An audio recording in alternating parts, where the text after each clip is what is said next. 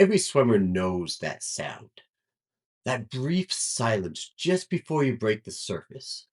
The bubbles fade, your body's in streamline, and for a moment, it's just you and the water. That's the moment that separates swimmers who explode off the walls from swimmers who just leave the wall. But most of you waste it. You push off, take two or three lazy dolphin kicks, and think, that's good enough. You think you're saving energy. You think you're setting yourself up for that next stroke. But what you're really doing is throwing away free speed. The truth is, one of the easiest, fastest ways to get better in swimming is to master your dolphin kick, especially that downbeat of the undulation. The part no one really talks about. The part that turns a slow breakout into a Gretchen Walsh breakout style. That's the difference between kicking and accelerating. I'm Coach Chris. I've been in this sport for over 25 years, half in the pool, chasing national level times, and half on deck, helping swimmers find their next gear and reach their potential. I've coached athletes who've gone on from struggling to make finals to blowing away entire fields simply by learning how to move differently under the surface. The dolphin kick, when done right, isn't just a skill, it's an advantage. And when you understand how it works, how to connect the hips, core, and legs in one powerful wave, that advantage stays with you through every wall, every fly kick, and every finish. A few seasons ago, I had a swimmer named Alex. He was tough, worked his butt off, raced even harder, but every meet was the same story. He crushed the breakout and then fade in that last 25. He once mentioned something along the lines of, I'm just not built to do underwaters. My legs aren't strong enough, so it's probably better if I just don't do them at all. Now I'm paraphrasing a little bit, but that was basically the gist of his entire statement. And I started to see it in practice.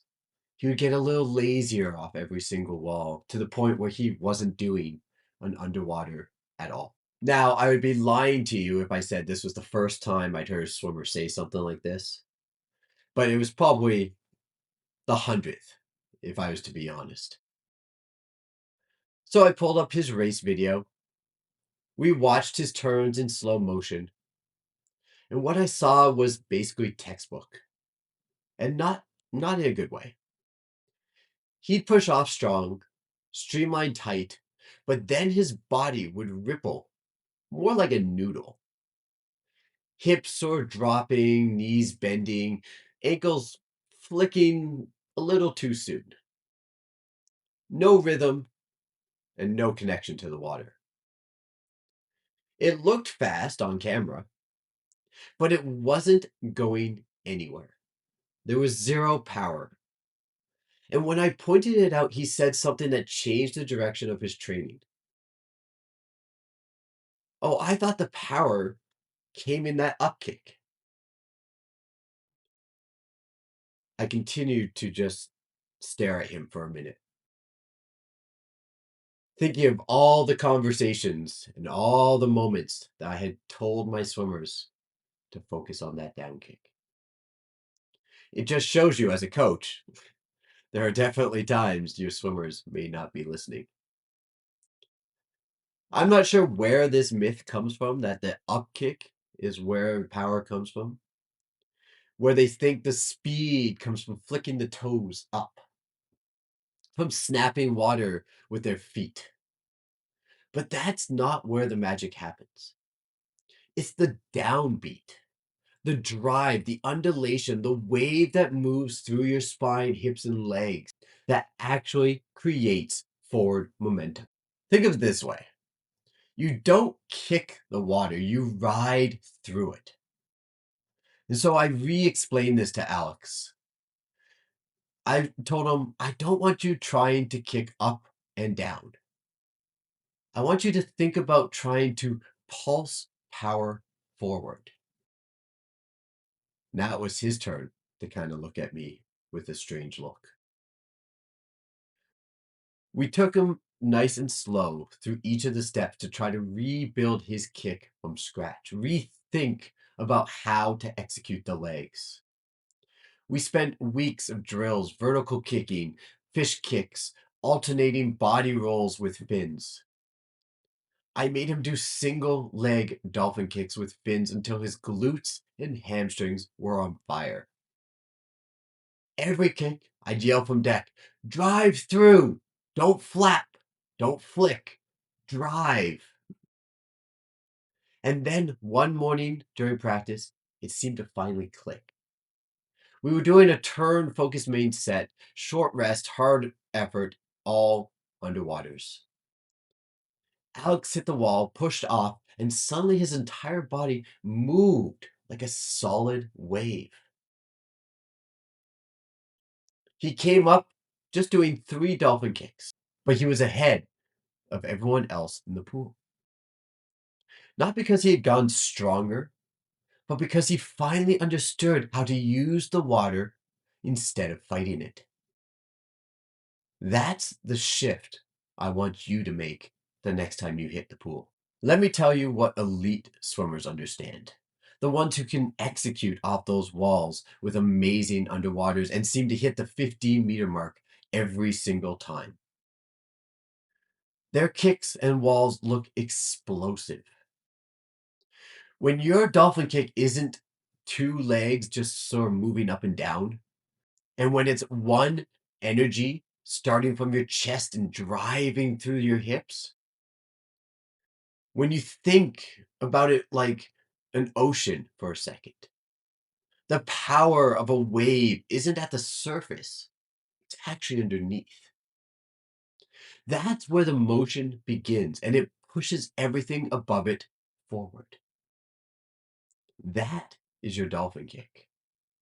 The mistake most swimmers make is that they only think about their feet.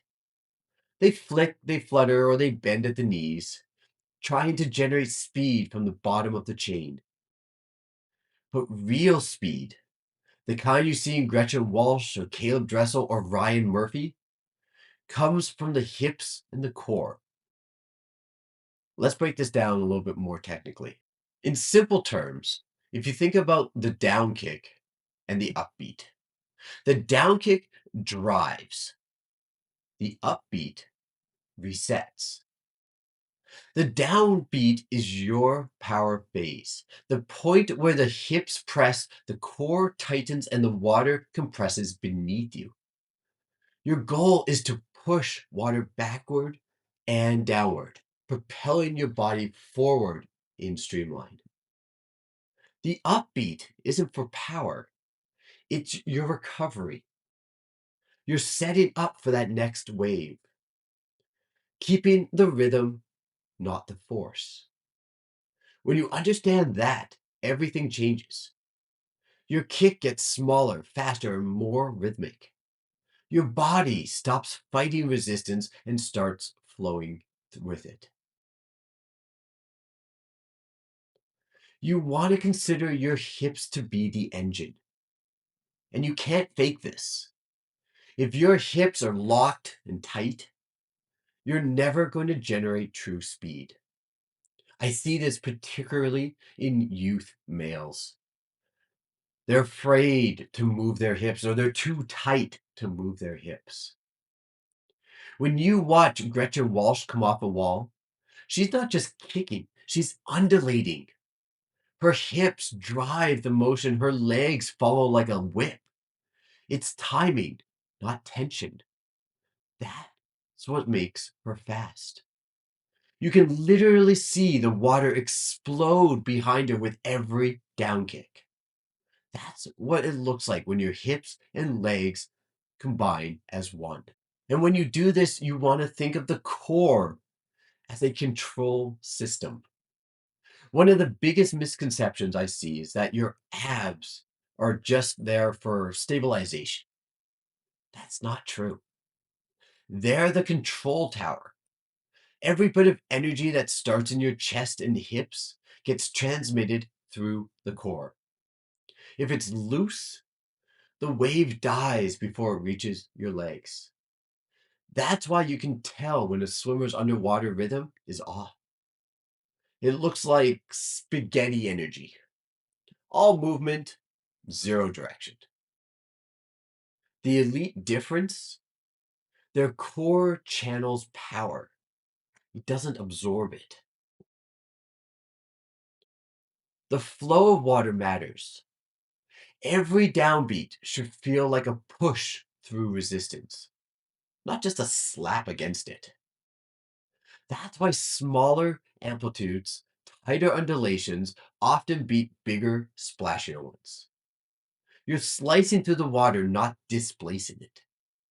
You're truly connected. You feel the pressure wave move past your body.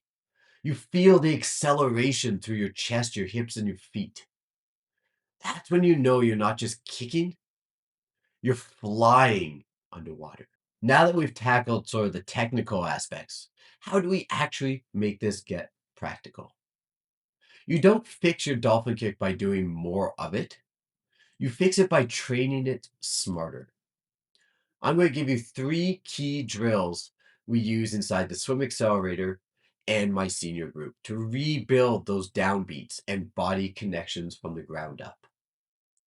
The first one I love to do and will really put those hamstrings and glutes to the test is single leg dolphin kicks with fins. This is definitely one of my favorites. You'll notice immediately which leg drives better and which one is lagging. Holding a streamline, it doesn't even have to be that tight. Kick with one leg, then switch at the 25. Your focus is to drive from the hip, not the knee. The other leg should be up in the air, out of the water, so there's no temptation to use it. The leg should feel like a whip cracking from the top down, not a knee bend. This drill isolates imbalance and teaches rhythm control. You could pair this with shorter intervals or add some extra rest because your glutes and hamstrings will feel it if you're not usually used to that connection. You're training power precision here, not endurance. The second drill I have for you is called fish kick drill. If you haven't done this, it's a game changer. You want to kick on your side near the bottom of the pool. I usually like to say ride the black line. Body angled slightly forward, arms in a streamline. Think of moving like a fish cutting through the current. You want to go from one lane line to the other lane line. You'll feel instantly how the hips drive the motion. The goal is fast undulations that ripple forward, not up and down. It can be a little awkward at first because you feel like you're making such big, awkward movements. But when you nail it, your connection skyrockets. Now, the next drill I have for you is basically alternating between swimming on your front and your back, doing dolphin kicks. You can try this with or without drag socks. If you have access to the drag socks, I strongly suggest you put them on. That added resistance will give you that connection even more. You'll feel it every single time you kick. Start in a streamline on your front. Kick that first 25, trying to stay low in the water, really feeling yourself hit that connection point. Then on the second 25, roll onto your back, continuing that same rhythm without breaking the wave. Like I said, if you have drag socks, use them. They'll force you to connect the hips and core instead of relying on the knees. This helps build consistency. teaches rhythm through transition, and simulates real race conditions because your walls and breakouts are never static. Every time you dolphin kick, say this in your head: drive through, don't flick. That cue keeps you focused on the hips and not the feet. It changes everything: the rhythm, the pressure, and the power. It's the difference between fighting drag and feeling flow. And remember that every turn, every wall is an opportunity to work on your kick, on that dolphin kick. Don't be lazy like Alex was. Don't start giving up because you don't have strong kicks to start. Give yourself even just one kick off of every single wall to start. Just one dolphin kick, and that will help. That is giving you that 1% difference from the day you were before. But I'll leave you with this: the fastest swimmers in the world aren't working harder than you, they're just moving better. They're learning that speed doesn't come from force, it comes from connection. And nowhere is that more obvious than in the dolphin kick. When you learn to drive your hips to feel the water wrap around you and push you forward, your turns transform, your race changes, your confidence grows. Every wall becomes a launch pad.